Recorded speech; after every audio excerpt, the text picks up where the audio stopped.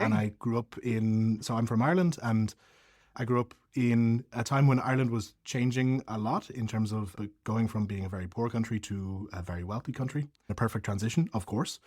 But one of the things that I always noticed as a kid, and I will defend this to the death, it is one of the reasons that the EU is so popular in Ireland, is that we had no infrastructure whatsoever, a holdover of centuries of colonialism.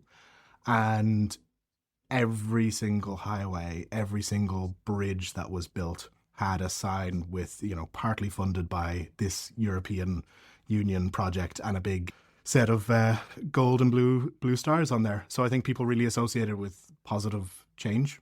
And I don't know, it'll be funny to see if future generations have that association, because that's still the case sometimes, but Ireland is better able to stand on its own 2 feet, thanks to all the foreign direct investment we get from other places as well.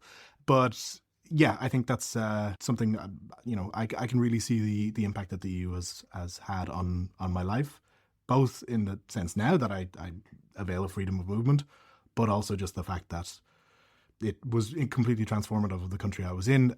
And yet I have to hold my hands up here and say I don't typically celebrate Europe Day.